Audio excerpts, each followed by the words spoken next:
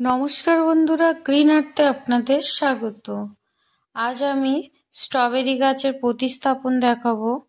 তো বন্ধুরা, আজকের যারা আমার ভিডিওতে প্রথম দেখছেন, প্লিজ সাবস্ক্রাইব করে দেবেন আর পাশে থাকা বেল আইকন অন করে দেবেন। আপনাদের কমেন্টও আমার কাছে খুবই গুরুত্বপূর্ণ।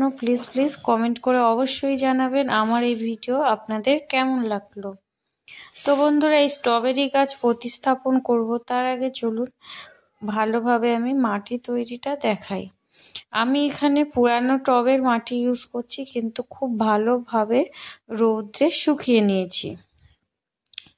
মাটির মধ্যে আছে বালি মিশানো, তাই আমি আলাদা করে বালি দিলাম না। আপনারা যদি নতুন মাটি নেন তো 30% নতুন মাটি দেবেন আর 30% বালি নিয়ে নেবেন। এই স্ট্রবেরি গাছে কিন্তু একদমই জল বসলে চলবে না, খুব ভালোভাবে জল নিকাশি ব্যবস্থা করতে হবে। আর এর সাথে নিয়ে নিলাম 10% কোকোপিট,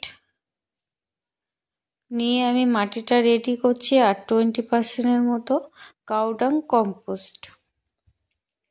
মাটিটা খুবই সফট হয়েছে। আর এর সাথে দিয়ে দিচ্ছি, দেখুন আমি সরিষার খোল আর অ্যাপসাম সল্ট, আর এখানে আছে নিম খোল, এটাও ফাঙ্গিসাইডের কাজ করে। আর নিয়েছি সাব ফাঙ্গিসাইড আর হলুদের গুঁড়ো। সব কটা মিলিয়ে গাছতে ফাঙ্গাসের প্রবলেম তো আসবেই না। আপনাদের কাছে যেমন ফাঙ্গিসাইড থাকলে সেই যে কোনো ব্র্যান্ডেরই ফাঙ্গিসাইড দিতে পারেন। এরপরে মাটিটাকে আমি খুব ভালো করে মিক্সড করে নিচ্ছি। আর এই মাটিটা এত সফট আর নরম হয়েছে, গাছের শিকড় চলাচলের জন্য খুবই উপযুক্ত। আর এতে একদমই জল বসবে না। বন্ধুরা, আমি এই স্ট্রবেরি গাছটা নার্সারি থেকে কিনেছি, একটু বেশি দাম পড়েছে, কিন্তু এটা টিস্যু কালচার স্ট্রবেরি। আপনারা চেষ্টা করবেন সবসময় টিস্যু কালচার স্ট্রবেরি গাছ কেনার, তাহলে ফলটা খুব তাড়াতাড়ি হয়। আর এটা যদি শীতের সিজন চলছে, তো এখানে ফল আসার সম্ভাবনা আছে এই গাছে খুব তাড়াতাড়ি। তো আমি এটাকে খুব সাবধানে পট থেকে বের করে নিলাম। দেখুন একটুও ভাঙেনি। আর আমি বেশি ভাঙবো না, শুধু উপরের কিছু একটু মাটি আমি সরিয়ে দিচ্ছি, যাতে নতুন শিকড়ের গ্রোথটা খুব তাড়াতাড়ি আসে। বন্ধুরা, স্ট্রবেরি গাছ খুবই মানে গোড়া পচে যাওয়ার একটা সম্ভাবনা থাকে। তো আপনারা মাটিতে জল যখন দেবেন একদমই চেক করে দেবেন। আর সব সময়ই চেষ্টা করবেন মাটির টবে বসানোর।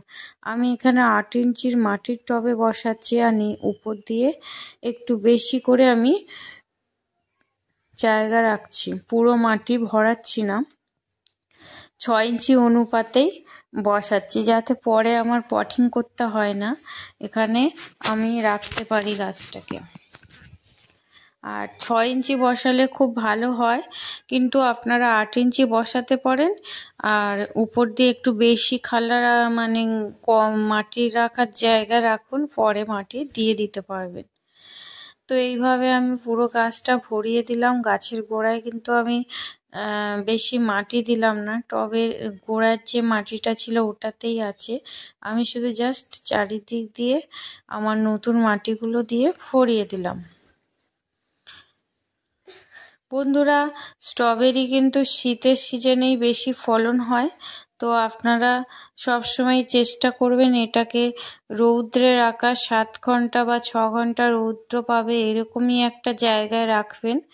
আমি আবারও এখানে জল দেওয়ার সময় ফাঙ্গিসাইড দিয়ে দিচ্ছি, যাতে গাছের শিকড়ের মধ্যে ফাঙ্গাসের প্রবলেম না থাকে।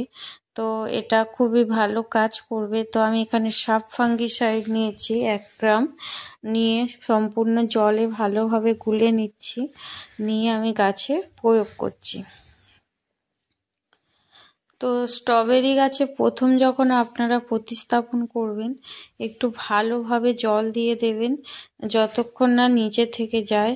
প্রথম যে কোনো গাছ বসানোর সময় আমাদের ওয়াটারিংটা খুব ভালোভাবে করতে হবে, তাহলে নিচে দিয়ে জল বেরিয়ে গেলে যে গাছের গোড়াটা খুব ভালোভাবে ভিজে যাবে।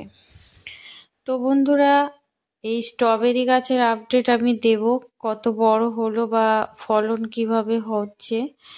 তো আপনারা এই স্ট্রবেরি গাছে থেকে যখন রানার বেরোবে, সাইডে কোনো টব রেখে আপনারা নতুন গাছ করতে পারবেন, বা ফলন হলে বীজ থেকেও গাছ করতে পারবেন। আমি এর আপডেট দেব ফল সমেত কেমন লাগছে। তো নমস্কার, আজকে